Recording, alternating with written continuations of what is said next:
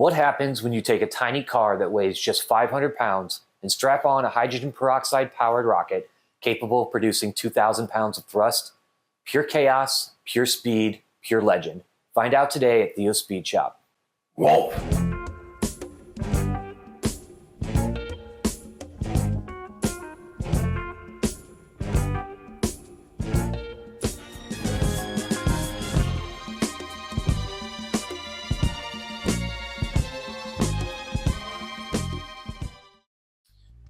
Back in 1818, Louise Jacques Thénard first observed hydrogen peroxide's wild reaction with metal oxides, a process called catalytic decomposition. Hydrogen peroxide, or H2O2, breaks down fast. One oxygen molecule gets stripped away, leaving water, H2O, and pure O2 gas. That's why it bubbles when you pour it on a cut. The iron in your blood acts as the catalyst, releasing oxygen. But you crank it up with the right catalyst, like silver or platinum, and it happens instantly. You don't get warm water and bubbles, you get superheated steam and oxygen gas expanding like crazy. Now, channel that explosive force through a nozzle and boom, you've got yourself a rocket engine. No flame, no spark, just raw decomposition thrust. And that's exactly what powered one of the wildest exhibition cars drag racing has ever seen. Enter Larry Nagel, born in 1953 in Northeast Ohio with gasoline in his veins and a serious need for speed. At just 18, he already had himself a blown front-engine dragster. He later admitted scared the hell out of him. He cut his teeth into 33 Willies and other radical street machines. By the late 70s, Super Cop was exploding at tracks like Thompson Raceway Park, Dragway 42, and Norwalk. The class created many local legends, and Larry became one of them. Fierce competition, huge crowds, and Larry had himself a sponsorship from Cleveland's WMS rock and roll radio station. Fans from the widely popular Buzzard Morning Zoo showed up and packed the stands. Larry had groupies. Larry wasn't just into racing, he was now putting on a show. He opened up a speed shop in Eastlake, Ohio, selling hot rod parts, but his mind was already racing ahead. Hydrogen peroxide at the time was becoming an exhibition oddity in drag racing. Maybe a dozen in the country. Larry had an idea, crazy idea. Stuff one of those engines into a 5/8 scale Vega Funny car. He teamed up with master fabricator Sano Cacalucci and they built the pocket rocket. From 1981 until hydrogen peroxide got banned in drag racing, Larry made hundreds of exhibition passes, blistering the quarter mile at as quick as 6:47 at 247 miles an hour. It was insane, jaw-dropping, and unforgettable. Pure Larry, he was always pushing the limits. When the ban hit, Larry didn't slow down. He just pivoted to a jet-powered dragster built for monster truck tours. One that could stand upright, breathe fire, and crush cars with hydraulic jaws. But it wasn't all spectacle. The car had a PA system, and Larry used it to share positive messages with the kids in the crowd. Entertainment with heart. Later, he ran a fabrication shop with his wife, crafting one-of-a-kind creations, even a full-scale, life-size Rock'em Sock'em robot setup. He eventually moved to Florida, where he dove headfirst into the custom chopper boom and built ultra high-end classic motorcycles for Beverly Hills clients. Fully stainless, radial engines, boundary-pushing designs. If it was wild, complex, or never done before, Larry was all in. He lived life wide open. I'd always remember back when I was 7 years old, being at the track, seeing a car run called the Pocket Rocket. And I never seen any history on it or anything till it popped up on the internet. And boy, I was blown away. It had been sitting in Middlefield since the mid-'80s.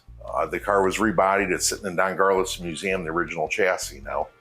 But the body had been thrown back in a field and it was sitting outside. When I found this, it was cut in half and it had been outside, so most of the paint was gone. It was totally weathered, and someone had put a four-wheeler chassis underneath it. At the time when I found it, a buddy of mine who lived in Middlefield ran over there and seized it for me. Thank you, Matt Thrasher. And at the time, I planned it on putting it back together and cutting it in half long ways and making a wall hanger. And I got it home and it was just way too cool for that. And the more I researched Larry Nagel and the history on the car, is something had to be done to kind of resurrect it. Went through a lot of thinking with it as far as how to power it. I looked at electric, and we ended up building a turbojet engine for it, which is basically a large turbo out of like an earth mover and putting a combustion chamber on it. And we're gonna go more into that. Nick and I are hopefully gonna have that running in the next 4 or 5 months. Yep. But we do have the original body. We replicated the paint job. There's actually 6 different colors on here. There's candy. The car was originally silver and blue underneath to get these colors on it. Thank you, Dino, for doing an amazing job on the paint.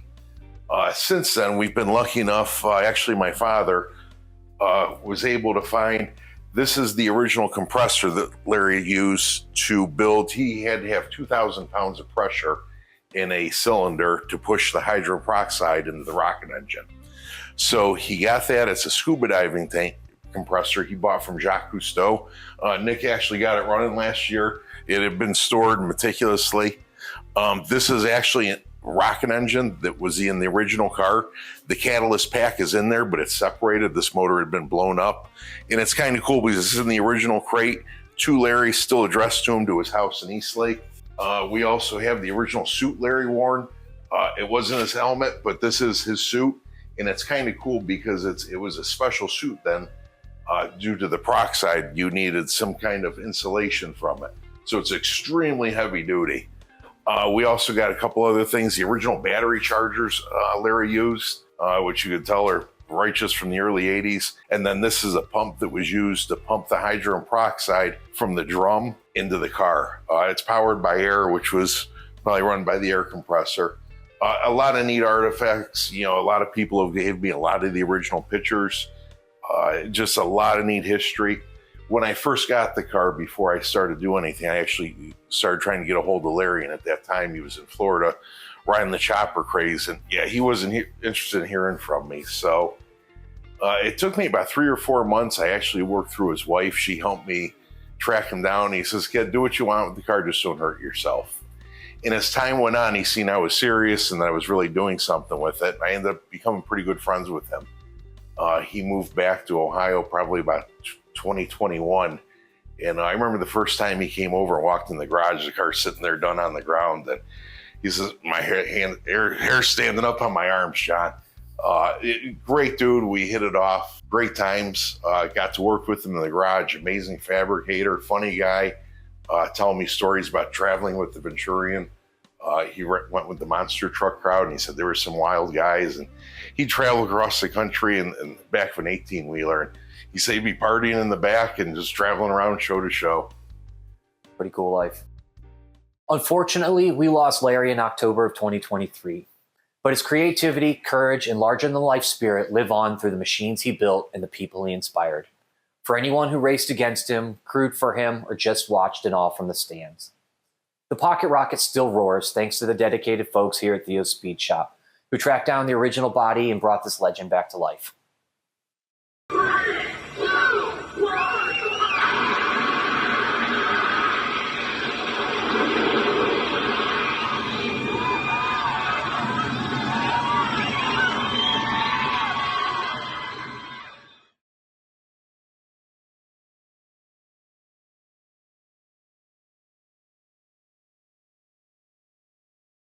Hey, this is John. I just want to say thank you for tuning in. I hope you enjoyed it.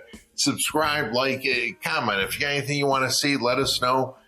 We plan on keeping updates on what we're building. We tend to move pretty quick and get things done.